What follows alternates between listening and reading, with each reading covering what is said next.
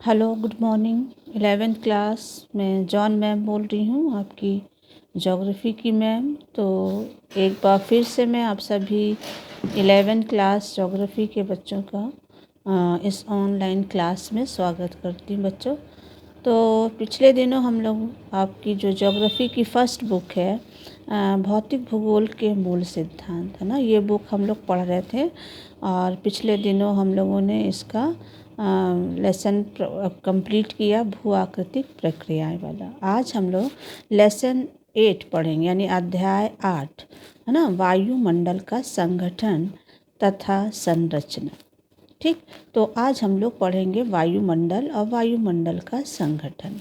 ठीक है, तो सबसे पहले तो बच्चों आपको हम ये पता होना चाहिए कि वायुमंडल है क्या। शायद आप में से बहुत से बच्चे जानते भी होंगे, छोटी क्लास से पढ़ रहे हो आप। तो एक बार दोहरा लेते हैं कि वायुमंडल है क्या, किसको बोलते हैं वायुमंडल। तो वायुमंडल जो है बच्चों, वास्तव में विभिन्न प्रकार के गैसों का क्या है, मिश्रण है, आवरण है ना। और जो हमारी पृथ्वी को चारों ओर से क्या करे है, घेरे हुए है।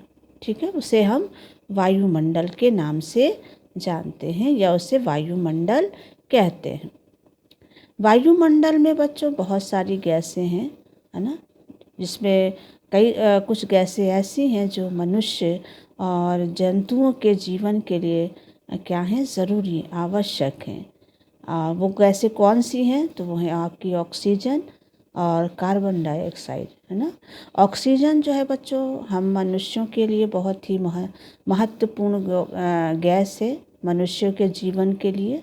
और जो कार्बन डाइऑक्साइड है बच्चों, वो पेड़ पौधों के लिए, आप सभी जानते हो कि कार्बन डाइऑक्साइड जो है पेड़ पौधों के लिए, है ना, महत्वपूर्ण गैस जो है वो उनके जीवन के लिए महत्वपूर्ण गैस है। वायुमंडल में जो बच्चों गैसें पाई जाती हैं वो रंगहीन होती हैं, गंधहीन होती हैं, मतलब ना उनका कोई रंग होता है, ना उसमें कोई खुशबू होती है ना। तो रंगहीन और गंधहीन जो गैसें हैं वो वायुमंडल में पाई जाती हैं।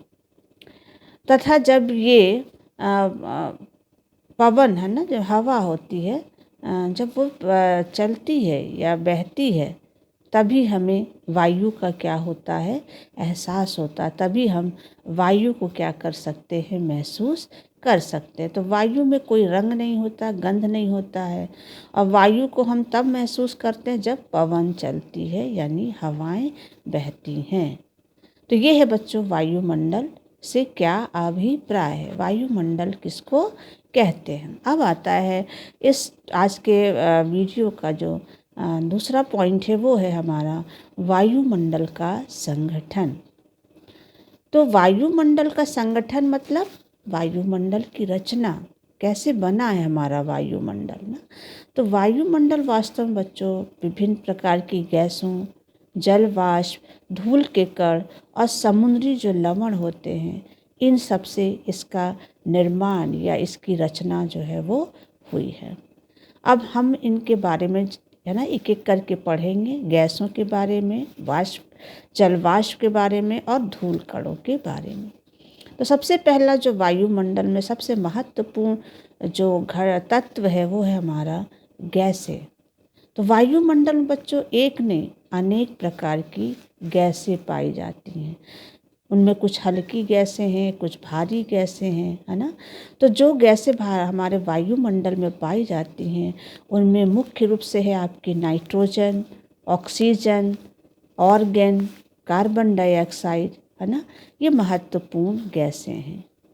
नाइट्रोजन जो है बच्चों हमारे वायुमंडल में सबसे ज़्यादा मात्रा में पाई जाती है, यानी इसकी जो मात्रा है वो 78% है। उसके बाद है ऑक्सीजन जो 21% यानी 21% तक पाई जाती है। और उसके बाद ऑर्गन है, कार्बन डाइऑक्साइड है और हाइड्रोजन। इन तीनों गैस की जो मात्रा है वो लगभग 1% है ना। तो ये ऑर्गन, कार्बन डाइऑक्साइड और हाइड्रोजन गैस जो है वो हमारे वायुमंडल में लगभग 1% जो है वो पाई जाती है। ठीक है, तो ये सब कैसी गैसें हैं बच्चों, भारी गैसें हैं।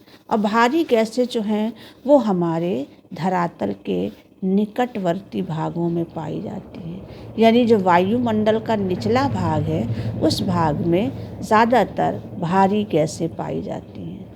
नियोन है, हीलियम है, ओजोन, ये वायुमंडल की हल्की गैसें हैं और ये ऊंचाई पर पाई जाती हैं। ठीक है, तो हल्की गैसें धरातल के निकट में यानी वायुमंडल के निचले भागों में, है ना, और जो हल्की गैसें हैं वो वायुमंडल के ऊपरी भागों में पाई जाती। तो भारी निचले भागों में और हल्की ऊपरी भागों में। तो नियोन, हीलियम और ओजोन ये सब कैसी गैसें हैं बच्चों? हल्की गैसें हैं। और कार्बन डाइऑक्साइड, नाइट्रोजन वगैरह कैसी हैं? भारी गैसें हैं। आगे चलते बच्चों, हमारे वायुमंडल की जो सबसे मेन महत्वपूर्ण गैस है वो है कार्बन डाइऑक्साइड। मौसम विज्ञान के दृष्टि से भी कार्बन डाइऑक्साइड जो है बहुत ही महत्वपूर्ण गैस है। आप सोच रहे हो कि मैम कार्बन डाइऑक्साइड को महत्वपूर्ण बना रही, क्यों बच्चों? क्योंकि जो कार्बन डाइऑक्साइड है ये सौर विकिरण के लिए पारदर्शी है ना, और जो पार्थिव विकिरण होता है उसके लिए अपारदर्शी है। यानी पारदर्शी का मतलब कि ये जो गैस है वो सूर्य की जो गर्मी है, ऊष्मा हो, उसको हमारे धरातल तक आने देती है ना, आसानी से। और जो पार्थिव विकिरण मतलब जो धरातल के द्वारा जो गर्मी निकाली जाती है ना, उसके लिए क्या है? मतलब उसको आसानी से बाहर वायुमंडल से निकलने नहीं देती है ना। और इसीलिए कार्बन डाइऑक्साइड जो है वो हमारे वायुमंडल की सबसे क्या मानी जाती है? महत्वपूर्ण गैस मानी जाती है। इसके अलावा बच्चों जो कार्बन डाइऑक्साइड है ये ग्रीन हाउस प्रभाव के लिए भी बहुत उत्तरदायी है ना। दूसरी गैसों का जो हमारे वायुमंडल में जो दूसरी गैसें हैं उनकी जो मात्रा है वो प्रायः स्थिर है, लेकिन जो कार्बन डाइऑक्साइड की मात्रा है पिछले कुछ सालों से उसमें क्या हो रही है? लगातार वृद्धि हो रही है ना। क्यों वृद्धि हो रही है? क्योंकि पिछले कुछ सालों से जो जीवाश्म ईंधन है वो ज़्यादा क्या किए जा रहे हैं? जलाए जा रहे हैं। और जीवाश्म ईंधन जलाए जाने के कारण ही वायुमंडल में कार्बन डाइऑक्साइड की मात्रा या आयतन में क्या हो रही है? वृद्धि हो रही है। और ये वृद्धि जो है वो हमारी जो वायु है यानी हवा है उसके ताप को भी क्या कर रही है? बढ़ा रही है ना। इसके अलावा बच्चों वायुमंडल में कार्बन डाइऑक्साइड के अलावा जो दूसरी एक और बहुत महत्वपूर्ण घटक है वो है ओजोन। ओजोन गैस ये हमारे वायुमंडल का दूसरा सबसे महत्वपूर्ण घटक या गैस है ना। ओजोन पर गैस जो है वो हमारी पृथ्वी की सतह से 10 से लेकर 50 किलोमीटर की ऊंचाई के बीच में पाई जाती है। ये पूरी लेयर है बच्चों ओजोन गैस की, जो हमारी पृथ्वी की सतह से 10 से 50 किलोमीटर की ऊंचाई के बीच में पाई जाती है। इस ओजोन वायुमंडल की जो गैस है या लेयर है इसको हमारे वायुमंडल का फिल्टर कहा जाता है। यानी ये फिल्टर की तरह कार्य करती है। कैसे फिल्टर का कार्य करती है ओजोन? तो ये जो सूर्य से निकलने वाली पराबैंगनी किरणें होती हैं, पराबैंगनी जिसको हम अल्ट्रा वायलेट रेज बोलते हैं, ये बड़ी ज्वलनशील है ना किरणें होती हैं। तो पराबैंगनी किरणों को ये अपने में क्या करती है? अवशोषित करती है और इसको पृथ्वी की सतह पर पहुंचने से क्या करती है? रोकती है। इसलिए ओजोन गैस जो है वो हमारे वायुमंडल का के लिए एक फिल्टर के समान क्या करती है? कार्य करती है। जो ऑक्सीजन गैस है बच्चों ये वायुमंडल में, पूरे वायुमंडल में नहीं पाई जाती, इसकी एक सीमा है। यानी 120 किलोमीटर की ऊंचाई पर अगर हम जाएं तो ऑक्सीजन गैस जो है वो बिल्कुल ही नहीं पाई जाती, यानी उसकी मात्रा नगण्य हो जाती है ना।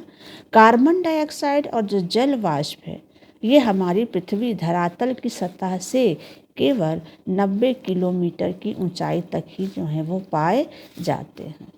तो ये है बच्चों हमारे वायुमंडल के संगठन का सबसे पहला तत्व गैस है। सेकेंड तत्व क्या आता है? जिससे हमारा वायुमंडल बना है वो है जल वाष्प।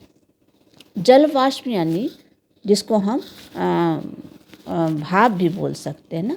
आपने देखा होगा अक्सर घर में पानी वानी गर्म करते तो भाप है ना, जब पानी गर्म होता है तो पानी गर्म होने के बाद भाप बन के ऊपर उठता है। ठीक इसी तरह बच्चों जो हमारे पृथ्वी धरातल पर जो पानी के जो क्षेत्र हैं, चाहे वो समुद्र हो है ना, बड़े बड़े महासागर हों और या फिर झील हो, तालाब हो, नदियाँ हों, इन सब का पानी जब गर्म होता है तो वाष्प बनकर क्या होता है, ऊपर उठता है।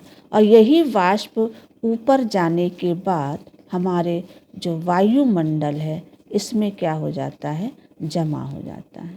ठीक है, तो जल वाष्प जो है वो वायुमंडल का दूसरा सबसे महत्वपूर्ण तत्व माना जाता है।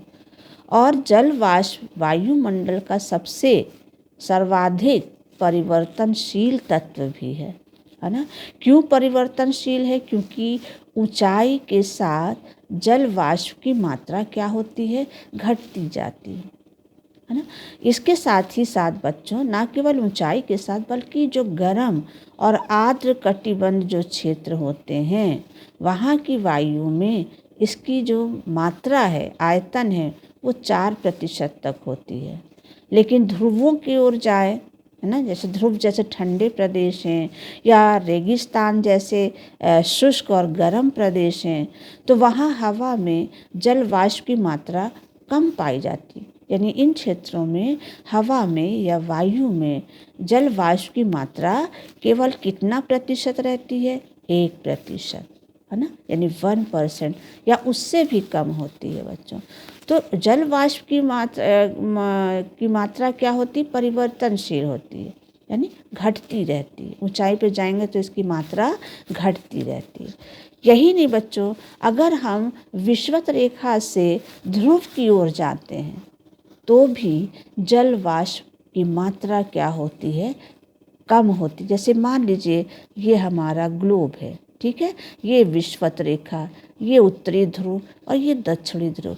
तो जैसे जैसे हम विषुवत रेखा से उत्तर है ना, उत्तर की ओर जाएं या ध्रुवों की ओर जाएं, चाहे वो उत्तरी ध्रुव हो चाहे वो दक्षिणी ध्रुव हो, तो वाष्प की मात्रा क्या होती है, दोनों ध्रुव की ओर जाने पर कम होती जाती है ना।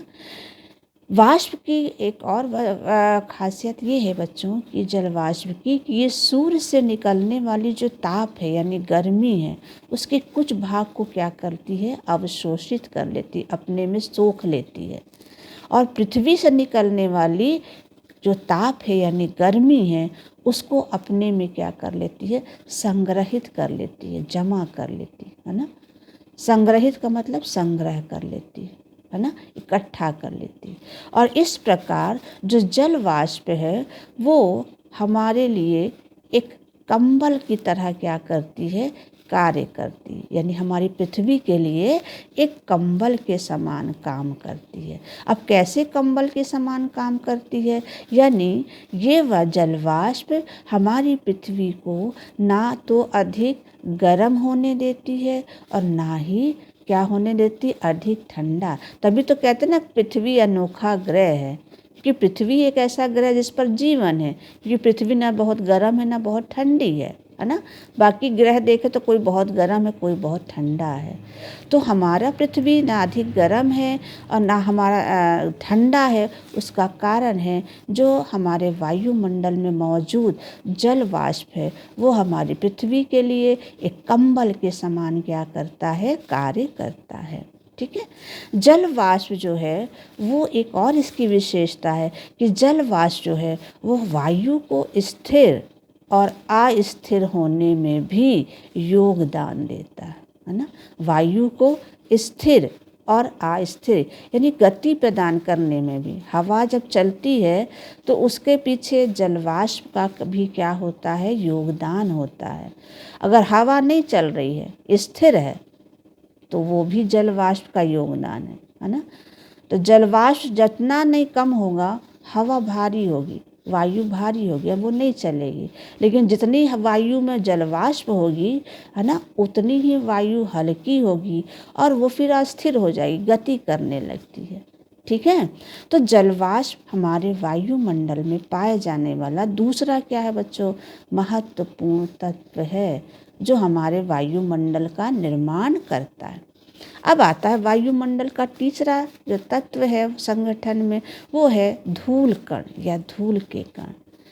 हमारे वायुमंडल में बहुत सारे छोटे छोटे ठोस कण भी पाए जाते हैं, यानी हमारे वायुमंडल की एक विशेषता ये है कि वो इन छोटे छोटे ठोस कणों को भी अपने में रखने की क्या रखती है, क्षमता रखती है ना। ये छोटे छोटे कण आते कहाँ से वायुमंडल में, तो ये छोटे कण विभिन्न स्रोतों से आते हैं, जैसे समुद्री नमक, महीन मिट्टी, धुएं की कालियमा या धुएं के कण, राख, पराग, धूल तथा उल्काओं के जो टूटे हुए कण होते हैं उनसे निकलते हैं। और ये सभी छोटे छोटे टुकड़े है ना हमारे वायुमंडल में क्या हो जाते हैं, जमा हो जाते हैं।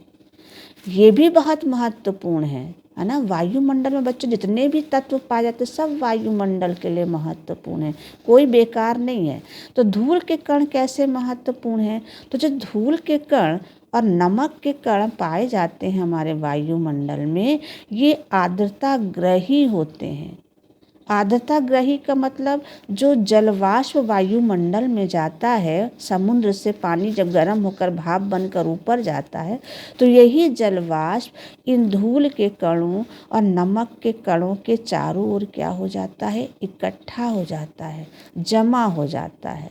और फिर यही संघनित होकर मेघ यानी बादलों का क्या करता है, निर्माण करता है। और फिर यही बादल क्या करते हैं, वर्षा करते हैं। तो है ना धूल का कण कितना महत्वपूर्ण, ठीक है।